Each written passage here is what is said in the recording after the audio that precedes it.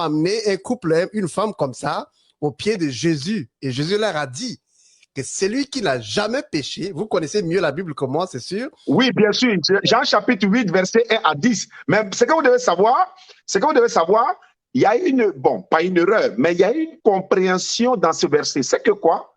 Migo, la loi de Moïse dit, Lévitique 20, verset 10, l'homme et la femme doivent être punis de mort. Ils ont envoyé la femme seule à Jésus. Il ne peut pas appliquer la loi de Moïse.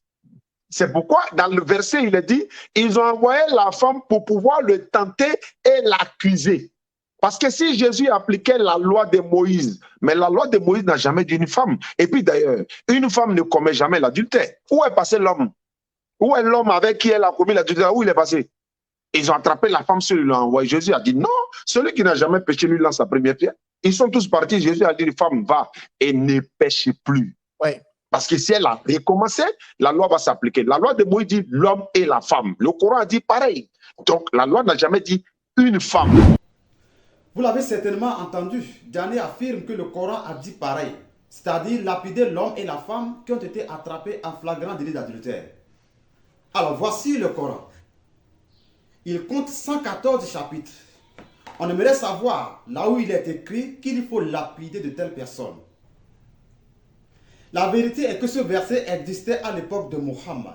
Mais ce verset n'est plus dans la version qui a été compilée et imposée à tous les musulmans après la mort du prophète. Et ça, Omar ibn al-Khattab, qui fut le deuxième calife, de son vivant, attirait déjà l'attention des musulmans sur les versets que certains vont supprimer du Coran. Je vous donne la référence dans Sahih Bukhari, tome 5. Hadith 6830. Il a été rapporté d'Ibn Abbas, qu'Omar a dit, je vais vous adresser des propos que le destin a voulu que je dise et peut-être seront-ils les derniers que je prononcerai avant ma fin. Quiconque parmi vous les aura bien saisis, qu'il les transmette où qu'il soit.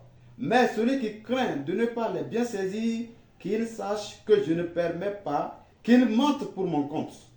Allah a envoyé Mohammed avec la vérité et lui a révélé le livre saint. Et parmi ce qu'Allah a révélé, il y avait le verset du Rajam, c'est-à-dire la lapidation d'une personne mariée, homme et femme, qui commet un rapport sexuel illégal. Et nous avons récité ce verset, nous l'avons compris et mémorisé. Le message d'Allah a exécuté le châtiment de la lapidation et nous avons fait de même après lui. Je crains qu'après une longue période, quelqu'un dise, par Allah, nous ne trouvons pas le verset du Rajam dans le livre d'Allah et qu'il s'égare en abandonnant une obligation qu'Allah a révélée. Et le châtiment du Rajam doit être infligé à toute personne mariée, homme et femme qui commet un rapport sexuel illégal, si la preuve requise est disponible ou s'il y a conception ou confession. Nous avions alors l'habitude de réciter parmi les versets du livre d'Allah, ô gens, ne prétendez pas être les descendants d'un homme ou d'une femme, ne prétendez pas être la progéniture d'un autre que vos pères, car c'est de la mécréance de votre part que de prétendre être la progéniture d'un autre que votre vrai père. Par ailleurs, l'envoyé d'Allah dit, ne me flattez pas comme les chrétiens ont flatté Jésus, fils de Marie, mais dites seulement que je suis le serviteur d'Allah et son envoyé. Omar ibn al-Khattab pressentait déjà que le verset relatif à la lapidation des adultères va être supprimé. Et effectivement, il a été supprimé. Il y en a d'autres comme ça qui ont disparu du Coran. Par exemple, le verset relatif à l'allaitement d'un adulte, afin d'éviter la fornication ou l'adultère, quand un musulman se trouvait seul avec la femme de son voisin, pour que les deux ne tombent pas dans l'adultère, la femme du voisin devrait allaiter l'homme en question 10 fois. Je vous donne la référence dans Sahih Muslim.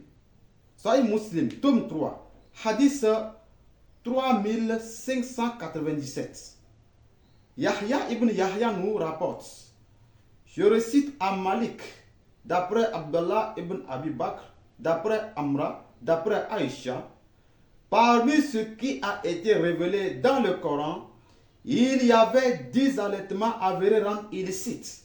Puis cela a été abrogé par 5 avérée.